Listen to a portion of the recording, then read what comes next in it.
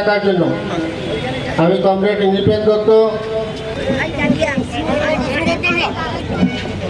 সবাই মিলে আওয়াজ করে ওঠেন, চলো জিন্দাবাদ হবে, দৈনিক মজুরি 600 টাকা করতে হবে। মজুরি ইউনিয়ন রাজ্য পরিষদের উদ্যোগে জনগণের স্বার্থ সংশ্লিষ্ট 5টা দাবি নিয়ে আজ রাজ্যের বিভিন্ন মহকুমা এবং জেলা কেন্দ্রে 2 ঘন্টার গণ অবস্থান কর্মসূচি আমরা গ্রহণ করেছি। এই যে কর্মসূচি, সে কর্মসূচিতে যে 5টা দাবি আমরা গ্রহণ করেছি এই গণ অবস্থান কর্মসূচির জন্য, এই দাবিগুলো হচ্ছে রেগা ও 2F-এ বছরে 200 দিনের শ্রম দিবস সৃষ্টি করতে হবে, দৈনিক মজুরি 600 টাকা করতে হবে।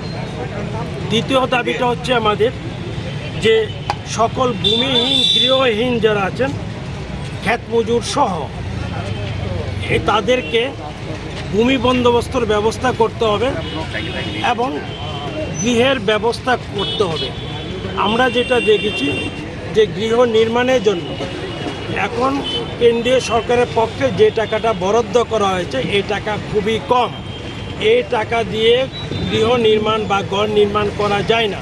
তাই আমাদের ডিমান্ড হচ্ছে, দাবি হচ্ছে 5 লক্ষ টাকা কমপক্ষে এই গৃহ নির্মাণের জন্য একজন বেনিফিশিয়ারিকে দিতে হবে। আমাদের তৃতীয় দাবি আদিবাসী, দলিত ও নারীদের উপর যে ব্যাপক সামাজিক অত্যাচার, নির্যাতন গোটা দেশে এবং আমাদের রাজ্যে যেটা লক্ষ্য করা যাচ্ছে, এটা অবিলম্বে বন্ধ করতে হবে এবং এই সামাজিক অত্যাচার নির্যাতনের সঙ্গে যারা যুক্ত, যারা দোষী, তাদেরকে দৃষ্টান্তমূলক শাস্তির ব্যবস্থা সেখানে করতে হবে। আমাদের চতুর্থ দাবি হচ্ছে ভারতবর্ষের জনসংখ্যার প্রায় 20 কোটি হচ্ছে ক্ষেত মজুর, কৃষি শ্রমিক। তাদের জন্য একটি সুসংহত কেন্দ্রীয় আইন সেখানে প্রণয়ন করতে হবে। 5 নম্বর দাবি হচ্ছে রাজ্যে সাম্প্রতিক বন্যায় যারা ক্ষতিগ্রস্ত হয়েছেন তাদেরকে আর্থিকভাবে সাহায্য করবার প্রশ্নে রাজ্য সরকার এবং কেন্দ্রীয় সরকারকে অবিলম্বে একটা আর্থিক প্যাকেজ সেখানে ঘোষণা করতে হবে।